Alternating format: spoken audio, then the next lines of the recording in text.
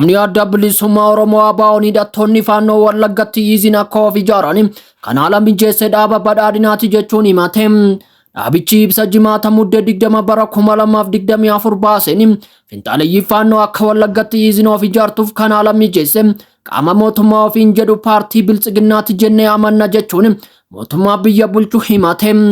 Naannoo Amaaraa keessatti waggoota muraasa darban hidhannoo mootummaa federaalaa lolaa kan jiru gareen faannoo kutaalee Oromiyaa Shawaa Kaabaa fi Wallagga keessatti haleellaa banuun ajjechaa fi miidhaawwan biroo geessisuuf jiraattonnii fi aangoonni Oromiyaa erga himachuu eegalanii bubbuleera. Torbanoota muraasa duras godina Shawaa Kaabaa aanaa Darraatti hidhattoonni faannoo ol adeemaa tokko haala suukaneessan albeedayyoo ajjeesan viidiyoon agarsiisu miidiyaa hawaasaa gubbaa qoodamee dheekkamsa kaasuun isaa ni yaadatama. Godinaalee Wallaggaa naannoo Amaaraa waldaangessan kanneen akka Horroo Guduruu Wallaggaa fi Wallagga Bahaa keessatti aanaalee akka Abbee Dongoroo, Kiramuu, Amuruu fi kaan keessatti lubbuu namoota nagaa galaafachuun qe'ee fi qabeenya guddoo irraa mancaasuun gareen kun himatamuu BBC'n amma dura gabaasee ture.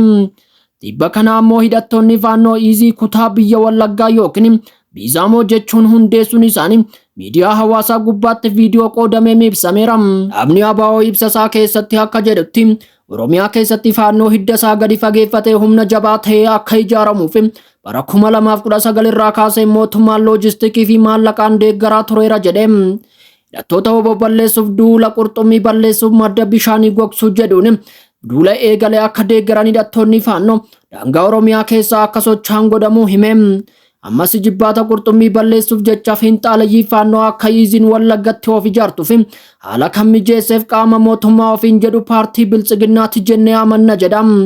Raayyaan ittisa biyyaa hidhattoota kanaaf tumsa gosa hundaa taasisuun loojistikaan akka gargaaru addi bilisummaa Oromoo karaa caasaa isaa mirkaneeffate yeroo adda addaatti uummata hubachiisaa tureera jedha.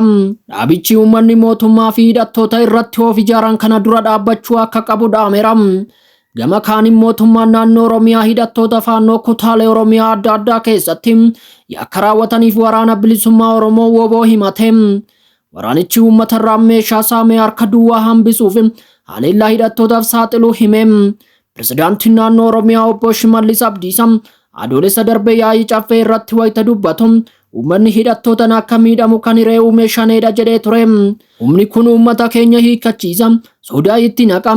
Humni finxaaleyyii ammoo dhufee uummata harka duwwaa jiru ajjeesaa bahe.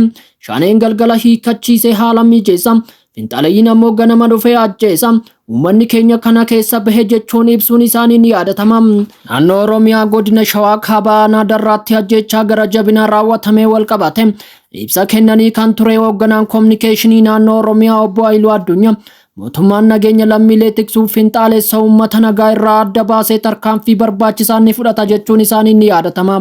Viidiyoo tibba kana miidiyaa hawaasaa gubbaa qoodameen hidhattoonni faannoo amma dura sochii Wallagga keessatti taasisan bittinnaa waan ta'eef Iizii ijaaruun akka barbaachisee ajajaa damee kanaa ta'uun kan filatame Nugusee Waaleliin yeroo dubbatu dhagahameera. Godinaalee Wallaggaa keessatti sababii hidhattoota finxaaleyyii faannootiinis ta'e kan mootummaan ABO shanee jedhee waamuun sababii waraana bilisummaa Oromootiin wal qabate bakka jireenyaa isaa irraa buqqeeffamuun uummanni miidhaa garaa garaatiin saaxilamaa akka jiru gabaafamuun ni yaadatama. Dhiheenya kana ammoo mootummaan naannoo Oromiyaa fi qondaalota waraana bilisummaa Oromoo obbo Sanyii Nagaasatiin durfame jidduutti mallatteeffamuun ibsameera. Haalli kunis keessattuu godinaalee Wallagga Bahaa keessatti nagaa deebisa jedhamee abdatamus amma ammoo finxaaleyyii faannoo naannichatti yiizii haaraa hundeessuun himameera.